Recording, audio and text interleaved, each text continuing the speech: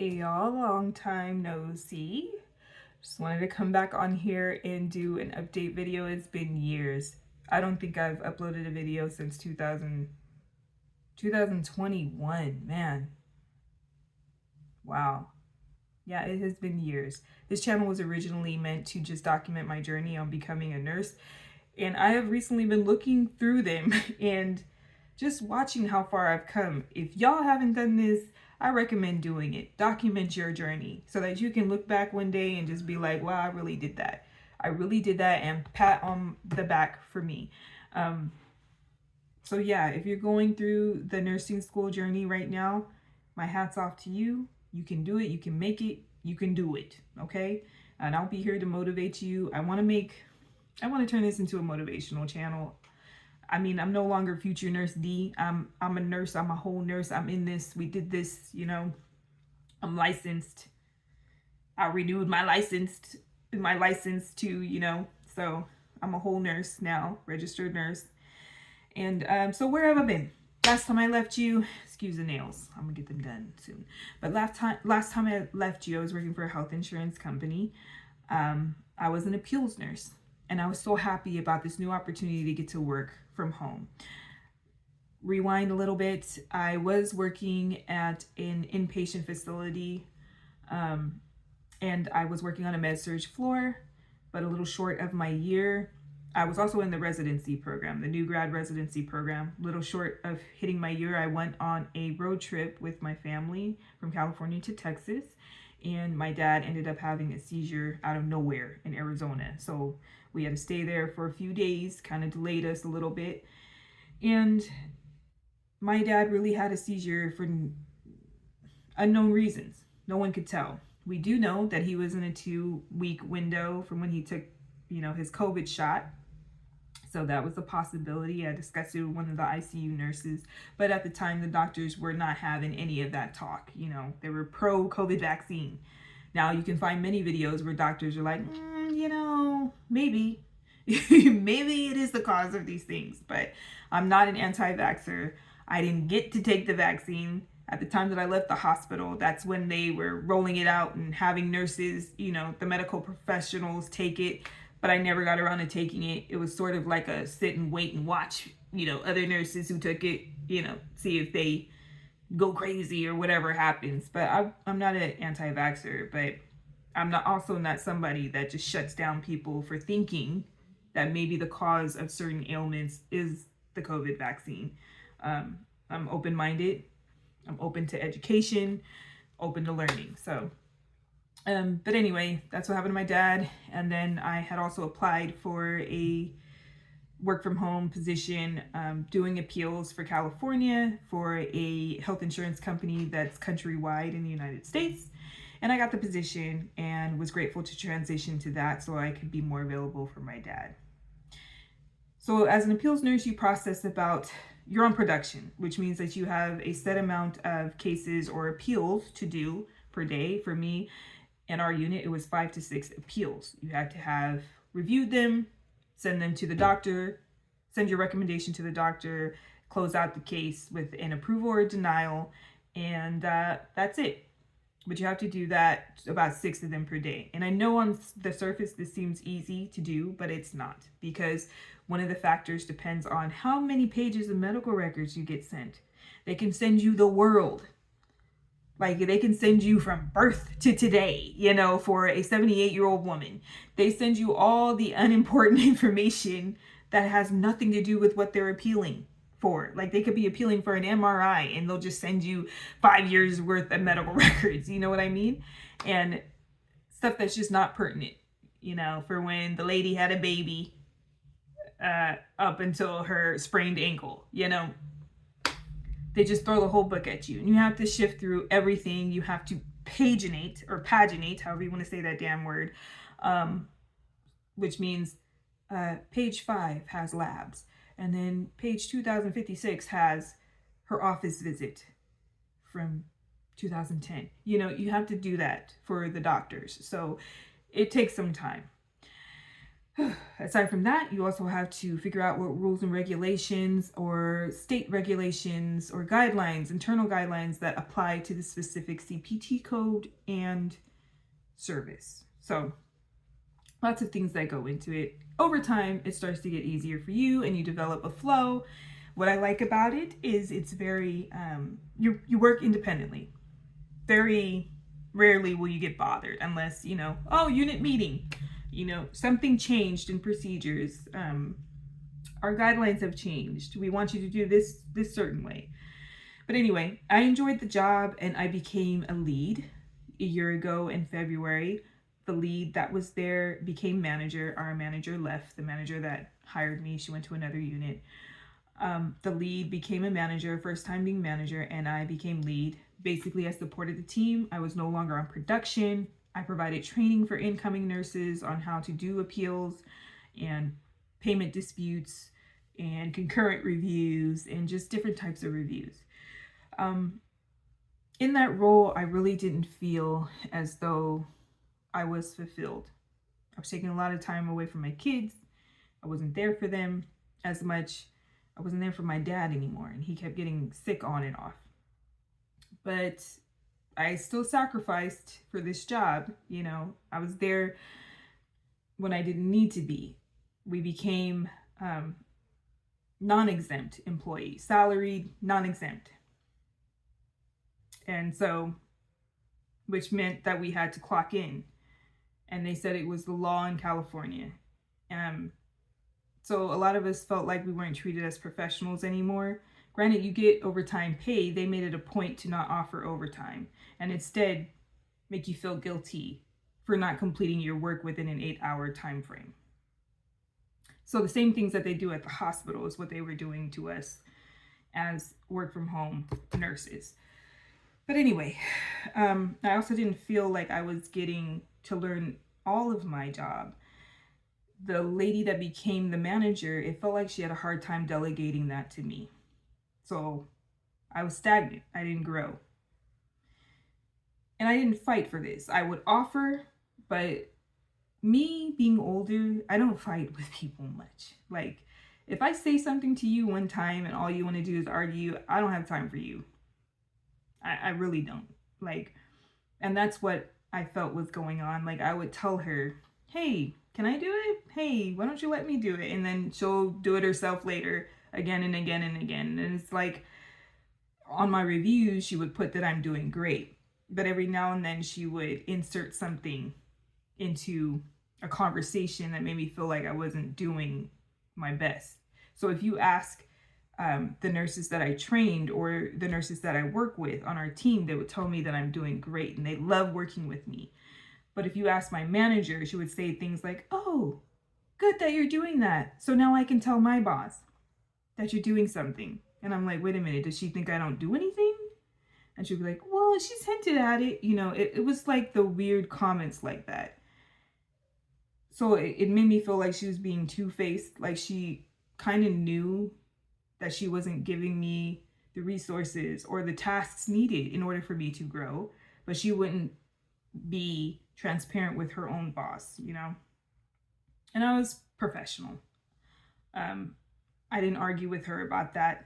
I did my best. I trained. I did what I was supposed to do, even when there was short staffing, because there was still short staffing, even though we're not in the hospital.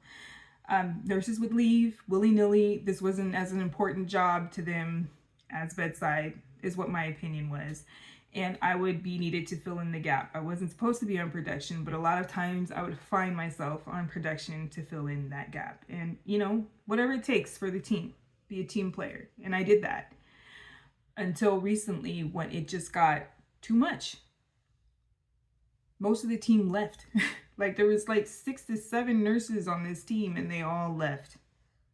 Like, it was unbelievable.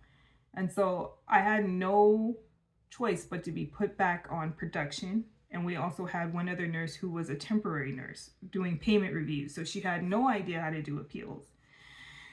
So that is a story in itself. And I will make another video about that and how you should know your worth. But basically my time there was not ill spent. I learned a lot. I'm grateful for the time there. I'm grateful for what I learned. I'm grateful for the team. I'm just grateful for the experience, period, that I pulled away from there. What I do now, I'm a concurrent review nurse for another local health insurance company. And the weird thing is that I get paid more than I did working as a lead nurse for that other company. Not only that, but so basically appeals nurses, they are the back end. So initially when a member or provider wants a service, they will request authorization for it. And the UM nurses or the UR nurses, I still don't know what the hell they are or the differences. Utilization review, utilization management, whatever nurse. Those nurses on the front end will review the service and determine if it is medically necessary and is okay to be authorized. And they will approve it and authorize it, or they will deny it. And when they deny it, then, most likely the member or the provider will appeal. And that's when it comes to an appeals nurse to review for medical necessity again. But in my current position as a concurrent review nurse, I review cases for patients that are currently receiving services, so inpatient, whether that be at a skilled nursing facility, long-term care, etc., etc. So they send in their documentation that's needed. I review, determine if they are okay to be at that level of care, and approve and issue an authorization. If they don't give me what I need, then I can deny. But we want to keep those relationships with those facilities, so they accept our members. So we want to give them ample room to, get that stuff in. But occasionally we need to deny because we're just not getting what we're asking for. So that would mean that they need to go appeal or, do a payment dispute, send in a claim, all of that. Getting into the weeds here. But I am a concurrent review nurse now, and the best thing, there are so many best things about this. I'm not on production per se, like we each have our caseload, but it's like you have up to 5 days to process a standard one, and every now and then you'll get an expedite, and that takes 3 days, but it is so quick and easy to do. You don't have to review loads and loads of medical records, just pertinent to that day or that stay. And my manager is not a micromanager. I had an interview with 3 or 4 of the nurses. I forget, it was either 3 or 4. And it went well. And when I got hired on, I saw her Teams icon and saw that she was standing with a friend with the same uniform that we graduated in. And I'm like, hey, she went to my school, my nursing school. Come to find out she was in the cohort after me, that graduated after me. So yeah, we hit it off. She's a great manager. And I know every manager says that. I'm not a micromanager, just don't give me a reason to. But she really means it. I pretty much have my caseload every day. And we work from home, even though it's a local health plan. It's back in the city or around the city, down the street from a hospital I did clinical in when I was in nursing school. And I've only been there one time for like training because they were switching systems. But nice facility, just a nice place to work overall. There's a chat with all the concurrent review nurses, and we're constantly talking about things and, asking questions where needed. It's a lot of nurses, probably about 30 something nurses, I would think, maybe more. But it's awesome, I have more time to think, to listen to podcasts, mental health podcasts, read, work out on my lunchtime. I used to do that, but gotten away from it since I became lead, and it's just so much more freedom that I can do. Anyway, as far as my personal life, I have since bought 2 rental properties out of state in Cleveland, and it's been an experience too. I wanted to focus on passive income, and I really encourage each nurse to do that as well. You don't want to be doing bedside forever. You just don't want to be doing back-breaking work forever. If you're still in bedside, more power to you. We need bedside nurses, definitely. And I'm not judging you. Don't judge me for working from home. You know, I choose my path and I don't give a damn what anybody else thinks. It basically has some kind of passive income, period, point blank. So I bought 2 rental properties with my husband out of state in Cleveland. It's been an experience. We experienced dealing with tenants. We had property managers who, you know, they don't give a damn about your stuff. It's not theirs. So they're going to do the bare minimum. They're going to charge you an arm and a leg for every little thing. And we have since fired property managers. We became property managers ourselves, managing it from out of state. And then we hired other property managers.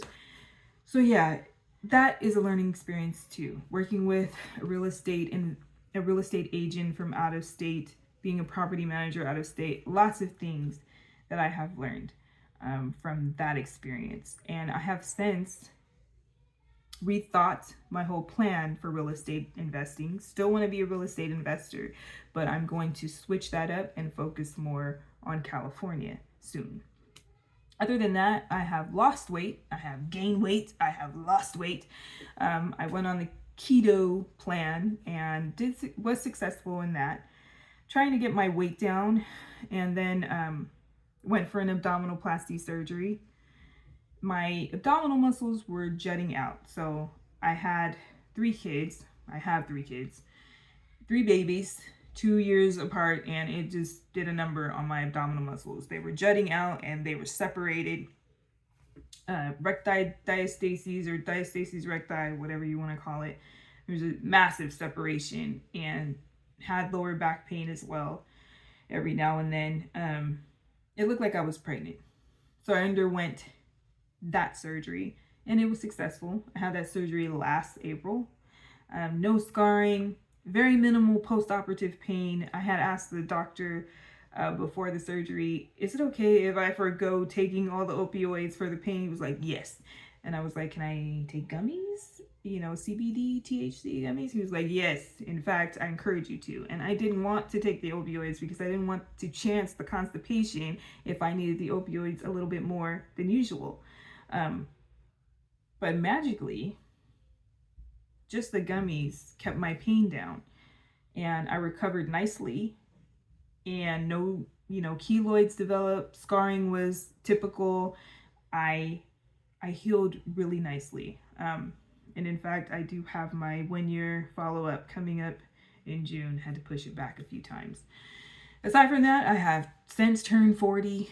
I'm 41 now, but when I turned 40, I decided to get a nice half sleeve tattoo that I have here that represents my other half, Polynesian culture. So it's like a tribal tattoo with 5 plumeria, which is my mom's favorite flower, but also mine. I like plumerias and hibiscuses. And there's like 5 plumeria here, which represents my family. And my 3 big-headed kids, sons. But yeah, that's as far as my personal life.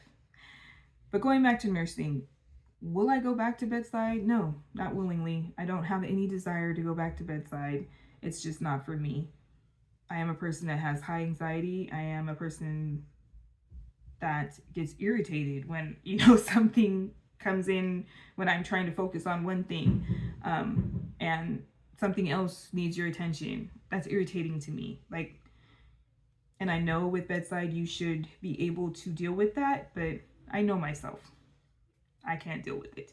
I also can't deal with attitude or doctors yelling at me. I mean, it's happened in the hospital, but it's like a shock to my system because I come from the office environment, and that's not how we talk to each other. We do sneak disses and we do shade, like professionally, like per my last email. We don't just come in guns blazing yelling at you. I've seen it in the hospital. It's happened to me, and that's just not for me. I'm not one that can take it, and I'm not one that is going to be disrespectful in front of everybody. I don't do that, and I don't expect it to be done to me. So with every fiber in my body, if I can avoid it, I'm not going back to the hospital. But of course, that's the good thing about nursing. You always have choices. You could always go back to a SNF LTC. You can go back to inpatient if you want to. Might be a little bit harder for people like me because I have under a year of nursing experience bedside. But That's not to say it's not doable. I believe everything's doable. Like, there'll be some place that hires me, whether back into a residency program or whatever, if I wanted to go that route, but I really don't have any desire to. And it's funny because I look back at my old videos and see how my plans have changed. I did want to be a DNP or an NP or, get my MSN, but I don't want that anymore. I don't even want to go back to school. I am happy with where I'm at, because nursing is not who I am. It's just what I do. It's my career, but I want other ways of making money. I want a business. And technically I have one. It's a real estate business. I have an LLC for my real estate. But I want to own a laundromat. There's so many things I want to do. And nursing really for me just pays the bills. I make good money doing what I do now as a concurrent review nurse, and I know that lots of people are concerned about, if I switch from bedside nursing to working from home, I may not make as much as bedside nursing. Let me tell you that you need to think more about ways to do that, because there are ways working from home that you can make more than working in the hospital, than being a travel nurse, than being a doctor even. You need to think hard, and that's the thing. In school, they make it seem like bedside nursing is the way to go if you want that coin. But get creative, because there are ways that you can. And I'll make a video about that. But basically, I'm at a place where I just want peace, because there's always going to be somebody that compares you, right? If you're in the hospital, if you work in med-surg, they're going to be like, well, why aren't you in ED? If you're in ED, they're going to ask, why aren't you in ICU? If you're in ICU, they're going to be like, well, why aren't you a trauma nurse? And if you're a trauma nurse, well, why don't you work in OR? It's like you're never going to be good enough. If you became an ADN nurse, you got your degree or your first degree in ADN, or you're an ADN today, and you never went any further to get another degree, they're going to ask, why don't you have your BSN? If you don't have your BSN, or if you have your BSN, an MSN nurse will come along and ask you, why don't you have your MSN? If you are an MSN nurse, then a DNP nurse will come along and ask you, why don't you have your DNP? If you're a DNP nurse, someone will come along and ask you, why didn't you become a doctor? So it's like this never-ending cycle of, you're just not good enough, or someone always wants to make you feel like you're less than them. I see this in nursing, but in life in general, it's just people comparing you, like they want to feel better than you or something like that. And I'm just not for that. I'm going to do what the hell I want to do. I'm going to try everything. And if I want to work from home, I'm going to work from home. And if I'm an older nurse and I want to preserve my energy and, my body, I'm going to do that. I'm going to do what I want to do, and I don't give a shit what you think, basically. So that's where I'm at now. I just want peace. But yeah, I think I'll end it here because I've said a lot.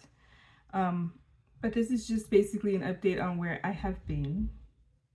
I've noticed that the channel has grown substantially in my absence because people are watching mainly the video that I made about being an older nurse and whether or not you should go into nursing. My overall answer is yes. I don't care how old you are, go into nursing. If you are able-bodied, let me say. And if you're at least able to give a year of your body to bedside, your body, your mind, your time, your sleep, go do it. Go give it a try. After that year, pursue other things if you don't feel that that bedside nursing is for you. But definitely yes, the answer is yes. If you're older, and when I say older, I'm talking about not fresh out of high school or a 20-year-old, because normally that's what would happen if you're done with school. If you go straight into the program from high school or in your 20s, and you graduate, normally you'd be around 22, 21 when you graduate, you'd be older. So I'm talking about late 20s, 30s, 40s, 50s, 60s. That's what I'm talking about, 70s, 80s, and beyond. If you are able to move, if you have strength, if you have the wherewithal, and you're older, like you've already established a life, got some kids, got a whole retirement, maybe a few wrinkles on your face. That's what I mean by older, okay? So it's subjective. You can take this how you want to. But for me in my personal life, I started nursing school when I was, how old was I? 36, 37, 2018. So yeah, I was like 36 when I started. And that for me was older. I had 3 kids, a whole husband, a whole house. Like I had responsibilities. So that's what I meant. I didn't go into this. This was like a second career choice or whatever, because I was working for the state before and just decided it wasn't for me. But yeah, this is just an update on me. I hope you all have been well. I hope those of you that were in nursing school have since crushed it and been out of nursing school and have experienced this life. I hope those of you that are considering going into it will take that leap or do something that you know will benefit you. I just want to make this channel motivational for everybody involved. And I hope to do that because I'm no longer future nurse D. I am nurse D, like now. So anything that I could do to help you get to that point, wherever you want to go. I hope to make more of those videos. And this is no fluff videos. I may or I may not have time for editing, and my editing sucks really. But maybe I can get better at it. Who knows? But I'm just here to help y'all. I don't need money. I don't need clout. I don't need all the other extras. Just provide motivation and give you my experience. And wow, yeah. Just looking back at my journey, I've become more renewed in myself, because there are days where I feel down, like about my choices. But like, man, back then it was hard and I got through a lot. Even being pregnant, going through anatomy and physiology and making it through with an A, giving birth during the semester. So wow. Anyway, hope you all have been well, like I've been saying 3,000 times already. And hope you have a blessed week, and I will see you next time in the next video. Thank you for watching. Bye.